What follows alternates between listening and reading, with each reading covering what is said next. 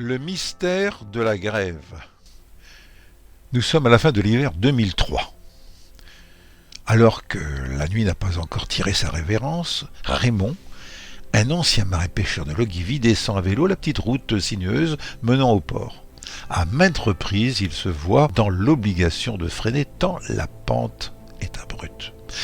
Arrivé au bas de celle-ci, il marqua un temps d'arrêt, promenant son regard sur cette grève devenue familière depuis de longues années. Alors qu'il s'apprêtait à repartir en direction de la maison de sa sœur jumelle Jeanne, distante d'une encablure, il distingua difficilement dans la pénombre quelque chose d'étrange, étendu sur cette grève. Descendant de son vélo, il le coucha sur la petite dune de sable, et d'un pas alerte, pour son âge, il se dirigea vers cette forme allongée que les flots venaient de déposer à la lisière blanche du ressac. Il eut peu de peine à reconnaître un corps humain, sans vie, un homme. Le visage et les vêtements prouvaient que cet être s'était éjourné dans l'océan. Durant sa carrière de marin-pêcheur, il avait été confronté à ce genre de tableau funeste. Rebroussant chemin, il s'empressa, après avoir salué sa sœur, de prévenir la gendarmerie qui se rendit rapidement sur les lieux, sachant que celle-ci l'interrogerait sur cette macabre découverte. Et ce n'est qu'au début de l'après-midi qu'il reprit le chemin de sa demeure, l'esprit préoccupé par cette mystérieuse découverte. Et 2 jours passèrent, alors qu'il s'apprêtait à se rendre en ville, une voiture de la police s'arrêta devant sa porte. « Pardon de vous déranger. Pourriez-vous nous accorder un instant ?»« J'allais sortir. Rassurez-vous, nous n'allons pas vous retenir. Voilà.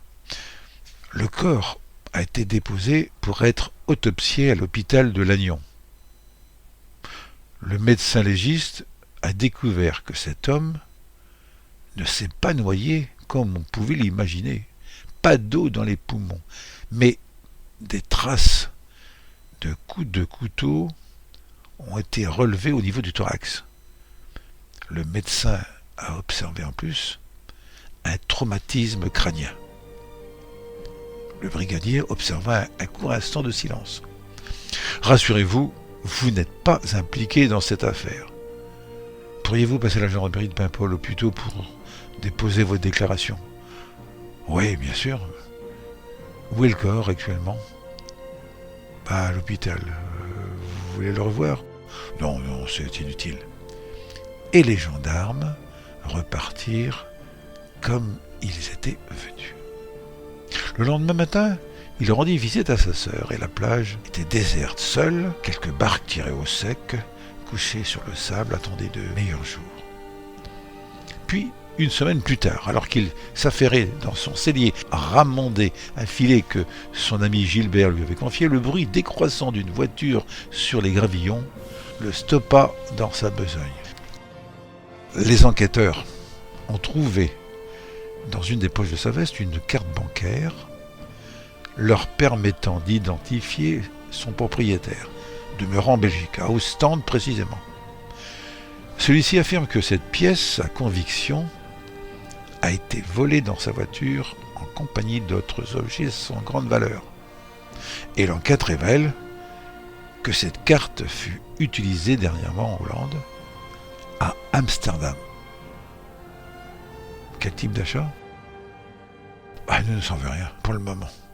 Mais nous sommes certains que c'est un crime.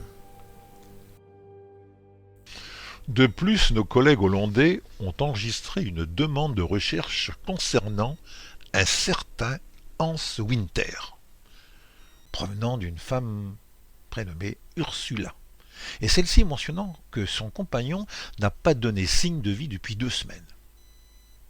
Les révélations de cette enquête sont accablantes.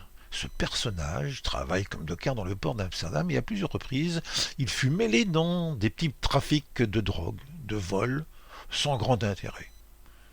Dans le rapport de police, cette femme, d'après eux, est loin d'être une blanche colombe.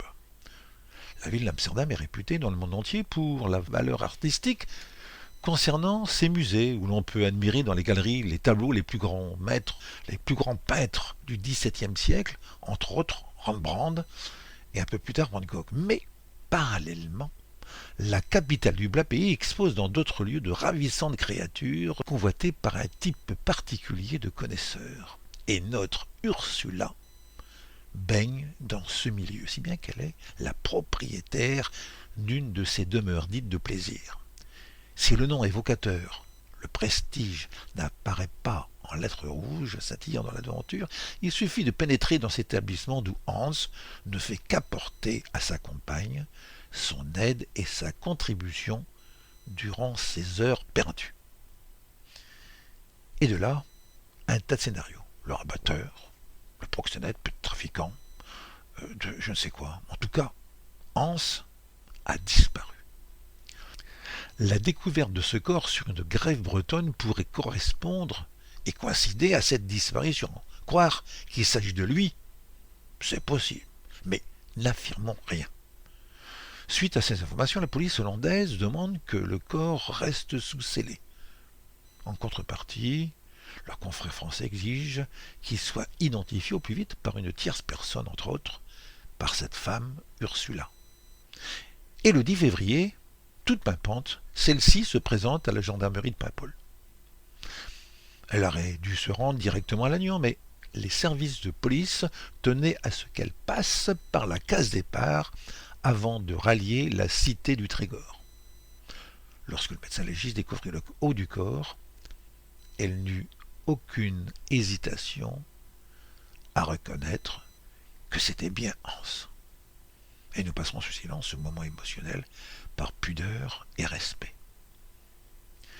À la fin de l'interrogatoire dit de routine et les formalités d'usage accomplies, elle mentionna si c'était possible que son compagnon ne soit pas rapatrié en Hollande, mais incinéré en France. Les policiers l'informa que l'enquête se poursuivait et qu'elle devait rester à la disposition de la justice, bien que résidant dans un pays étranger, car à ce jour, on ignore le mobile de ce crime, encore moins le ou les meurtriers. En descendant les marches de la gendarmerie, elle marqua un court arrêt. Regarda le brigadier. J'aurais aimé, avant de repartir dans le plat pays qui est le mien, rencontrer cet homme qui a découvert le corps de Hans. Nous prenons bonne note, madame, de votre souhait, et nous allons le contacter seulement. Nous craignons que vous ne puissiez le rencontrer ce jour, car nous l'avons aperçu quittant le port de bonne heure sur son picanote, rien que pour toi.